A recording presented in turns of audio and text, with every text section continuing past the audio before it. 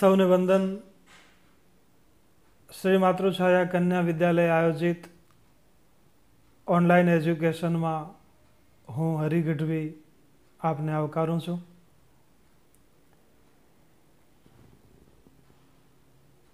અભ્યાસક્રમ અંતર્ગત 10મા ક્રમે હાસ્ય નિબંધ પૈકી એક એકમ એટલે કે જીભ એની આજ વાત કરશું। આ કૃતિના સર્જક છે જ્યોતિન્દ્ર દવે।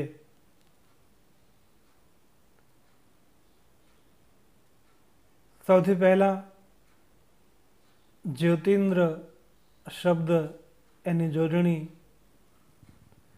ધ્યાને લેવી। પાના નંબર 51 ઉપર અહીં બે શબ્દો ભળ્યા છે, જ્યોતિ વત્તા ઇન્દ્ર। તો જ્યોતિ શબ્દમાં રહેલો લઘુ ઈ, રસ્વ ઈ અને ઇન્દ્રમાનો ઈ એ બંને ઈ ભળ્યા, પરિણામ સ્વરૂપ તી દીર્ઘ બન્યો, જ્યોતિન્દ્ર। જ્યોતિન્દ્ર દવે સુરતના વતની, જીવનનો મોટો ભાગ તેઓ મુંબઈ રહ્યા। જ્યોતિન્દ્ર દવે એમની દિવ્ય પ્રતિભાનો કચ્છને પણ લાભ મળ્યો। કચ્છની માંડવી કોલેજમાં તેઓ 3 વર્ષ આચાર્ય તરીકે રહ્યા। ગુજરાતી સાહિત્યમાં જ્યોતિન્દ્ર દવે એટલે હાસ્ય જગતના એ અવલ્લ સર્જક કહી શકાય। તેઓ ઉત્તમ કક્ષાના હાસ્ય લેખક તો રહ્યા જ, પણ હાસ્ય પ્રેરક અનેક વ્યાખ્યાનો પણ એમણે આપ્યા। એને પ્રસ્તુત કરવાની ઉત્તમ આવડત તેઓ ધરાવતા હતા। એથી વિશેષ ધ્યાન ખેંચે એવી બાબત એ છે કે તેઓ ભારતીય કાવ્ય મીમાંસાના એક ઉત્તમ અભ્યાસી હતા। એટલે જ એમનું હાસ્ય એ જીવનલક્ષી છે, ઉત્તમ કક્ષાનું છે, જે કંઈક માનવીય જીવનને બોધ આપી શકે છે। એમણે હાસ્ય લેખો લખ્યા, હાસ્યસભર નવલકથાઓ આપી, હાસ્ય નિબંધો લખ્યા, 2 ચંદ્રક પણ એમને પ્રાપ્ત થયા। એક રણજીતરામ સુવર્ણચંદ્રક, દ્વિતીય નર્મદ સુવર્ણચંદ્રક। 1980માં વિદાય લેનારા જ્યોતિન્દ્ર દવે આ જીભ નામના આ પાઠમાં જીભની ચિંતન સભર લાક્ષણિકતાઓ, એની ખામીઓ, ખૂબીઓ, વિશેષતાઓ એ પણ હળવી શૈલીમાં આપીને એક સાચા ચિંતનકારની પ્રતીતિ કરાવે છે। અહીં લેખકે લખ્યું છે એ પ્રમાણે 5 કર્મેન્દ્રિય, 5 જ્ઞાનેન્દ્રિય અને 11મું મન, સર્વ ઇન્દ્રિયો પૈકી કોઈ મહત્વની ઇન્દ્રિય હોય તો એ જીભ છે। એમણે છણાવટ કરતા લખ્યું કે જીભ એક હોવા છતાંય મહત્વના એવા 2 કાર્યો સંભાળે છે। એક છે સ્વાદ પારખવાની વાત,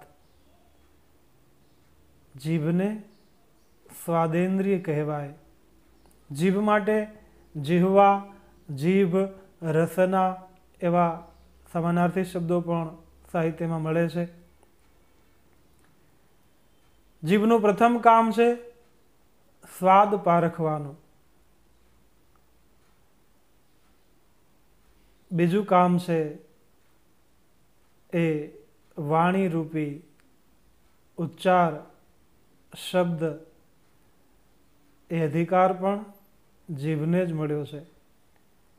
અને આ વાણી સ્વરૂપ બોલવાની જે આવડત જે જીભ પાસે છે એના થકી વ્યક્તિ એના મરણ પછી પણ વાણી સ્વરૂપે હયાત રહે છે.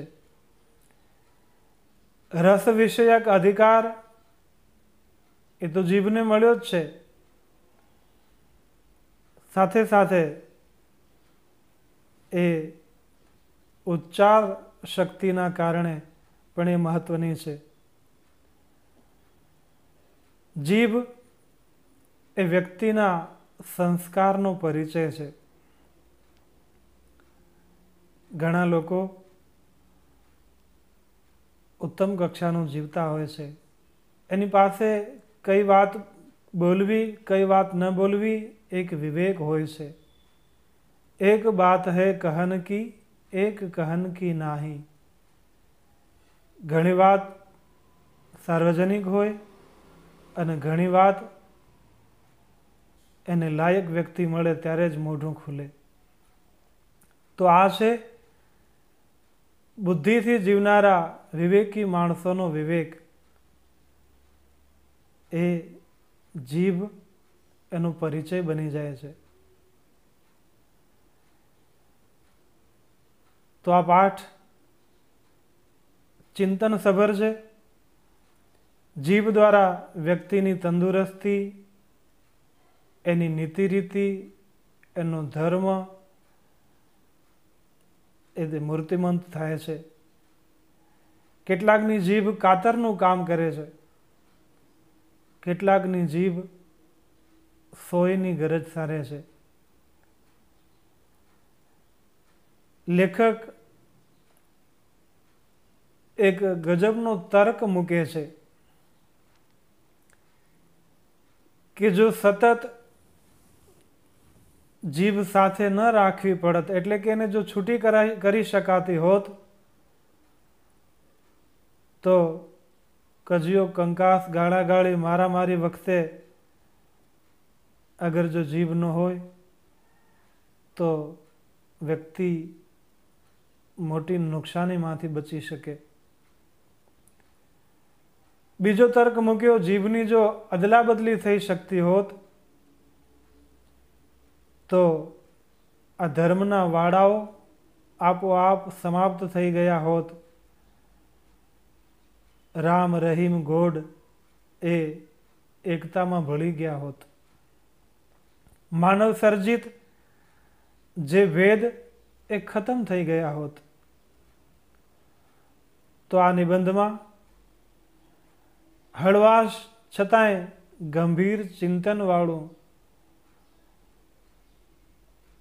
મર્મસભર નિરૂપણ એ લેખકની અદ્ભુત છણાવટ સાથેની સફળતા છે. આવો મૂળ પાઠ, એના શબ્દો, લેખકના વિચારોને પામવા પ્રયત્ન કરીએ. પ્રસ્તુત હાસ્ય નિબંધ જીભની શરૂઆતમાં જ્યોતિન્દ્ર દવે લખે છે કે મનુષ્યની સર્વ ઇન્દ્રિયોમાં જીભનું સ્થાન વિશિષ્ટ છે. અહીં ઇન્દ્રિય શબ્દની જોડણી ધ્યાને લેવી. અહીં હ્રસ્વ એ વપરાયો છે. જીભ એ અનેક રીતે મહત્વની છે. કેમ કે મનુષ્ય શરીરમાં બબે કાન છતાંય કામ એક જ સાંભળવાનું, બબે હાથ છતાંય કર્મ એક સરખા કરવાના, બબે પગ તો એ ચાલવાની વાત, એક કાનના બબે નસકોરા, કામ એક જ, શ્વસન ક્રિયા કરવાની. આમ બબે હોવા છતાંય જવાબદારી એક છે. જ્યારે જીભ એક હોવા છતાંય એની પાસે મહત્વના બે કામ. સરળ શબ્દોમાં કહીએ તો વાદ અને સ્વાદ. પહેલા ફકરામાં છેલ્લી લીટીમાં જે નિમણૂક શબ્દ એની જોડણી ધ્યાને લેવી. બીજા ફકરામાં લેખક કહે છે કે મોટા ભાગે આપણી ઇન્દ્રિયો અનિયંત્રિત હોય છે. જેમ કે આપણને ન સાંભળવું હોય તોય પરાણે આપણને સાંભળવું રહ્યું, કારણ કાન બંધ નથી થઈ શકતા. એ રીતે અનેક દ્રશ્યો ન જોવાની ઈચ્છાએ પણ વ્યક્તિ અનાયાસે જોઈ લે છે. નાક પણ અનિચ્છાએ એ પોતાનું કાર્ય ચાલુ જ રાખે છે. પણ એક જીભ એવી છે, જો મનુષ્ય ધારે કે નથી બોલવું, નથી ખાવું, તો પૂર્ણ સત્તા એમાં પોતાની છે. અનિચ્છાએ પણ સાંભળવું પડે, અનિચ્છાએ જોવું પડે.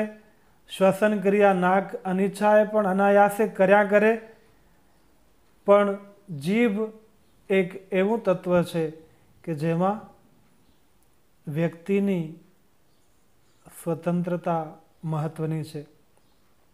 એને બોલવું હોય તો જ બોલે, એને સ્વાદ ચાખવો હોય તો જ, અન્યથા તમામ પ્રયત્નો નિરર્થક નીવડે. તો આના પરથી ખ્યાલ આવ્યો હશે. ત્રીજા ફકરાની વાત કરીએ તો જીભ એ મહત્વના બે કામ કરે છે, બોલવાનું અને ખાવાનું. હવે આ બે કામ એવા છે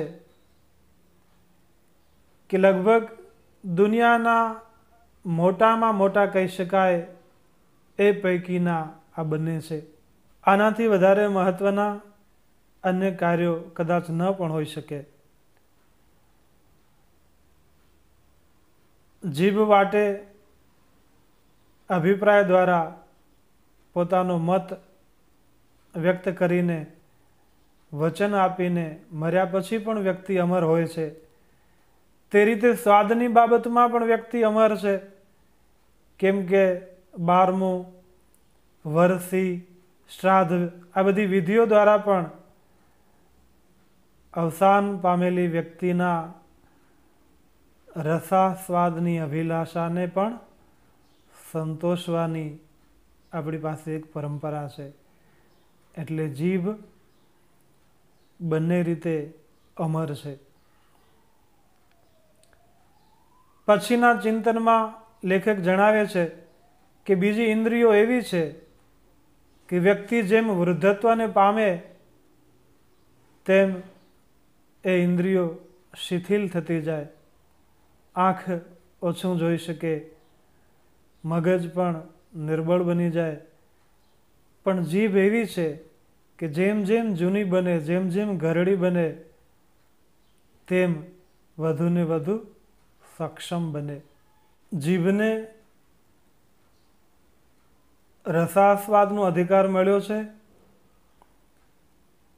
જે સ્વાદનું જ્ઞાન પ્રાપ્ત કરે છે. આ અર્થમાં એ જ્ઞાનેન્દ્રિય છે. બોલવાનું કાર્ય કરે છે માટે એ કર્મેન્દ્રિય છે. શ્રીમદ ભગવદ્ ગીતાનો અનુપમ ઉપદેશ કે જ્ઞાન અને કર્મનો સમન્વય. તો જીભ એ જ્ઞાન અને કર્મનો સમન્વય કરી બતાવે છે. આ અર્થમાં એ જ્ઞાનેન્દ્રિય અને કર્મેન્દ્રિય પણ છે. મન અને હૃદય વચ્ચેની જે એકતા એ પણ જીભ વ્યક્ત કરે છે, મનના વિચારો, હૃદયની ઉર્મિઓ. તો આ ઐક્યના નિમિત્તમાં પણ જીભ છે.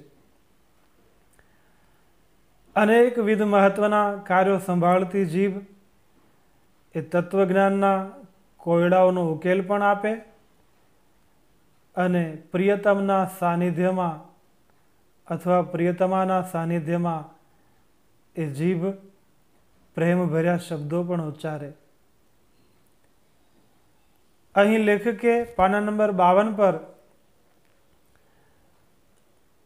જીભને ઘરનો બોજ, ઘરનો ભાર વહન કરતી કુલ વધુઓ સાથે સરખાયો છે, કુળની સ્ત્રીઓ સાથે સરખાયો છે.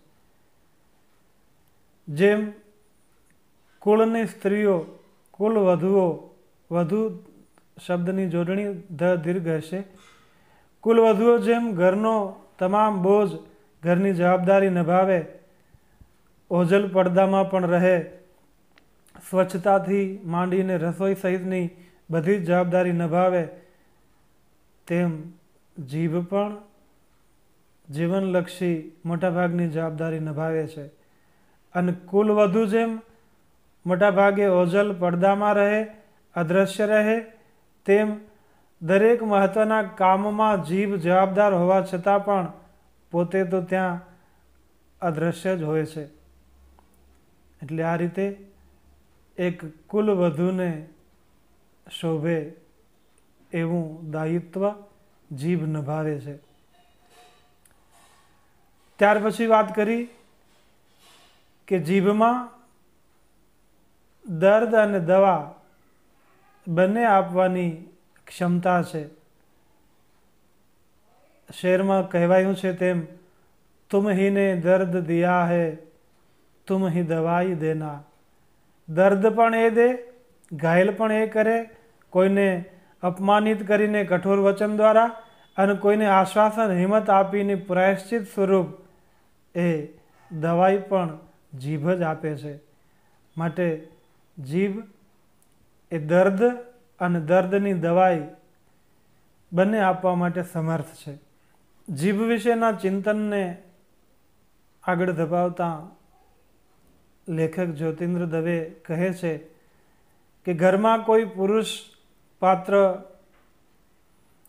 એ પાપ કરે અને કુળવાન સ્ત્રીઓ એનું પ્રાયશ્ચિત કરે. જીભની બાબતમાં પણ એવું છે. પેટની ગરમી, અપચો, એના કારણે જીભ પર ચાંદી પડે. અબળા વર્ગ તરફથી ઘણીવાર ઘરની મહત્વની વાતો એ બહારની વ્યક્તિ જાણી લેતી હોય છે, તેમ આખા શરીરની તાસીર જીભ બતાવી દે છે. એ પોતાના છિદ્રો, પોતાની નબળાઈ, બીમારીઓ, આખા શરીરની નબળાઈ, એની તકલીફો જીભ બતાવી દે છે. પછી લેખકે કહ્યું છે તેમ જુદા જુદા પ્રકારની જીભ, જુદા જુદા રંગની જીભ એ જુદા જુદા રોગનું સૂચન કરે છે.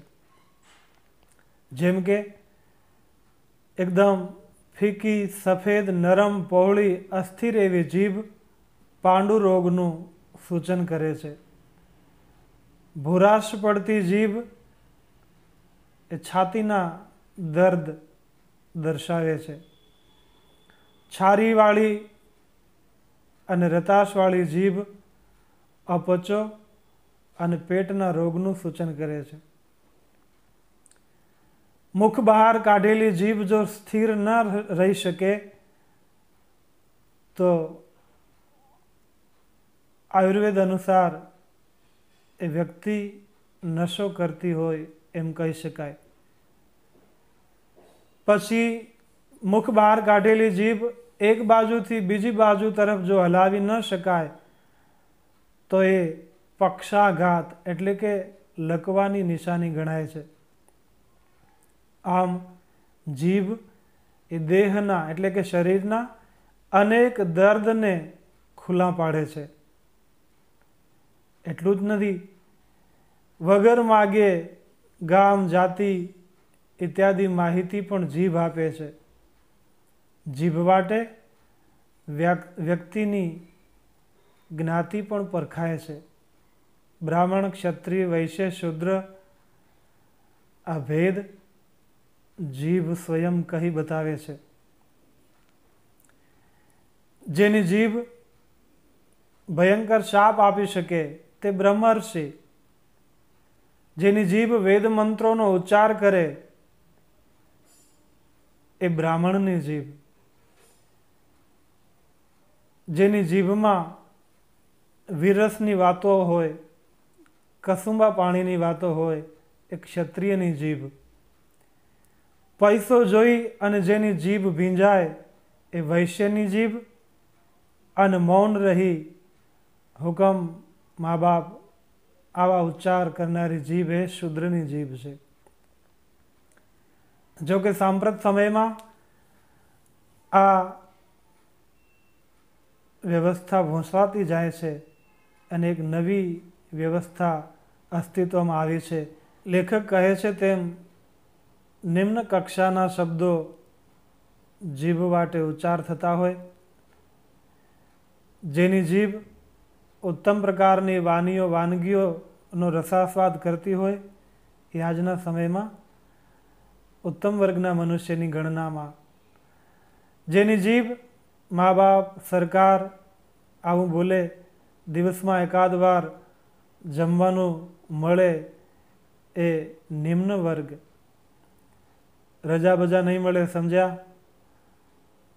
આવી જીભ એ ઉપલી અધિકારીની જીભ છે.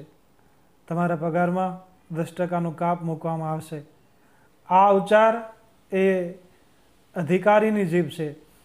સાહેબ છે ને તે આજ છે ને તે જરા 2 કલાક. આ જીભ એક કારકુનિયા જીભ છે. એટલે કે એક કર્મચારીની જીભ છે, નોકરિયાત વર્ગની જીભ છે. તો ઉચ્ચાર ભેદ એ જીભ એની પાછળના ઘણા રહસ્યોને પ્રગટ કરે છે. તો આ વાત થઈ જીભ હાસ્ય નિબંધની પ્રથમ મુલાકાતની. વિશેષ વાત આવતી મુલાકાતમાં. સૌને વંદન, શુભકામના.